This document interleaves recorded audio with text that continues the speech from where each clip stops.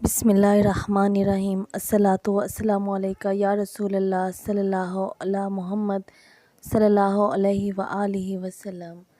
आज एक बड़ी खूबसूरत मिरेकल स्टोरी है और जो बहुत परेशान होते हैं कि हम लोग दिन रात दुरूद शरीफ पढ़ते हैं, कसरत के साथ पढ़ते हैं, मोहब्बत के साथ भी पढ़ते हैं, लगन के साथ पढ़ते हैं, लेकिन हमारी कोई परेशानियां ख़त्म नहीं होती, ना ही टेंशनें ख़त्म होती हैं।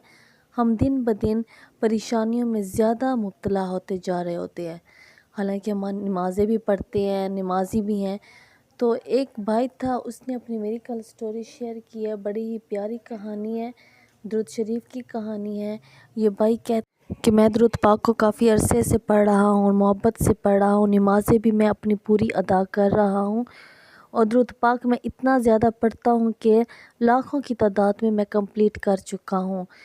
चलते फिरते तो मैं एक्स्ट्रा पढ़ता हूँ, लेकिन जो मेरे पास तादाद फ़िक्स है वो लाखों की तादाद में पढ़ चुका हूँ अल्हम्दुलिल्लाह। लेकिन मैं रिस्क की वजह से काफ़ी परेशान हूँ।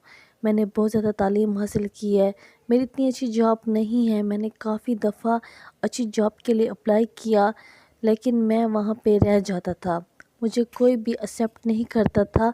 तो मैं बहुत ज़्यादा परेशान था। मैंने इतने ज़्यादा इंटरव्यू दिए, टेस्ट दिए, हर जगह मैं नाकाम रहा।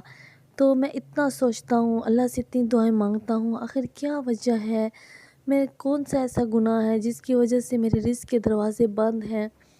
मैं बहुत ज़्यादा परेशान हूँ।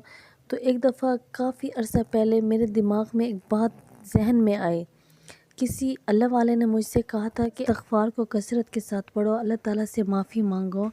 तो जब ये बात मेरे जहन में आई और मैंने फिर अल्लाह ताला से माफ़ी मांगना स्टार्ट कर दी, अस्तग़फ़िरुल्लाह का विर्द करना स्टार्ट कर दिया और रोज़े रखता था माफ़ी के, अल्लाह ताला मुझे माफ़ कर दे। तकरीबन मैंने कुछ अरसे तक अल्लाह ताला से माफ़ी मांगता रहा, दिल से माफ़ी मांगता रहा।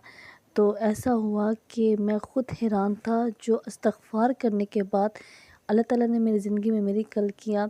और जो मेन बात वो ये है कि मेरे दिमाग में एक बात आई और वो बार बार मेरे दिल पे भी लग रही थी कि उस एक गुनाह की वजह से मेरी पकड़ हुई पड़ी है, जिसकी वजह से मेरे रास्ते बंद हैं, मेरे रुकावटें हैं और मैं नाकाम हो रहा हूँ।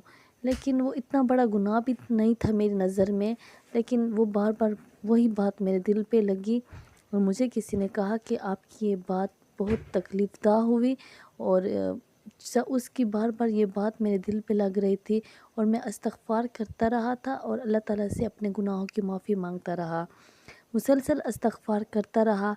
और कुछ अरसे के बाद जब मैंने दोबारा टेस्ट दिए, इंटरव्यू दिए, जहाँ जहाँ मैंने पहले अप्लाई किया था और मुझे कोई रिस्पांस नहीं मिला, मुझे रिजेक्ट कर दिया गया।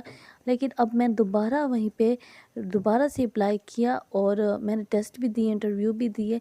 सब जगहों पर जहाँ जहाँ मैंने अप्लाई किया, जहाँ जहाँ मैंने अपनी डिग्रीज़ दी, वहाँ सब की जगह से मेरे लिए जॉब के ऑर्डर आ गए। सब ने मुझे एक्सेप्ट किया और मुझे अपनी जॉब पे रख लिया।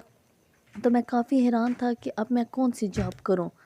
तो मैंने फिर ऐसा किया कि मैंने इस्तिखारा किया और जिस जॉब का इशारा मुझे मिला तो वो काफ़ी हाई जॉब थी और बहुत ज़्यादा स्टैंडर्ड की थी, काफ़ी उसकी बहुत ज़्यादा पे भी थी। तो मैं बहुत ज़्यादा परेशान भी हुआ, हैरान भी हुआ कि मैं ऐसी जॉब कैसे कर सकता हूँ। लेकिन फिर भी मैंने टेस्ट वगैरह दिए और इंटरव्यू वगैरह, उसके टेस्ट काफ़ी मुश्किल थे, उसकी बहुत ज़्यादा डिमांड भी थी।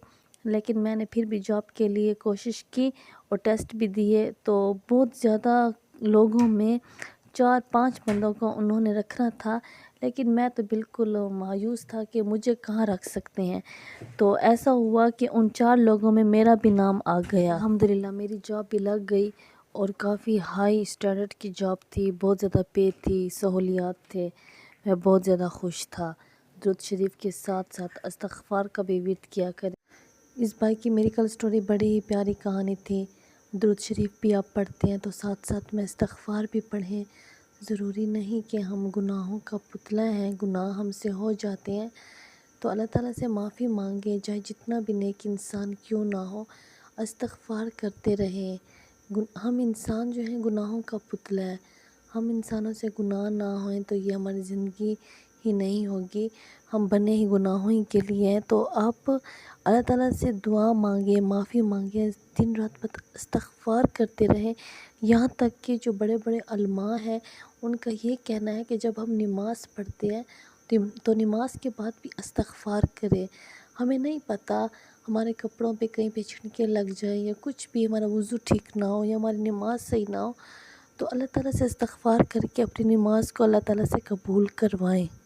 تو ایک معمولی سی مثال ہے، لیکن بس استغفر اللہ کا ورد کرتے رہیں، کثرت کے ساتھ کرتے رہیں، دن رات کرتے رہیں۔ ہم سے انجانے یا انجانے میں کوئی بھی مسٹیک ہو سکتی ہے، تو کسی کی بھی آہ ہمیں لگ سکتی ہے، اس آہ کی وجہ سے ہمارے لیے رکاوٹیں آتی ہیں۔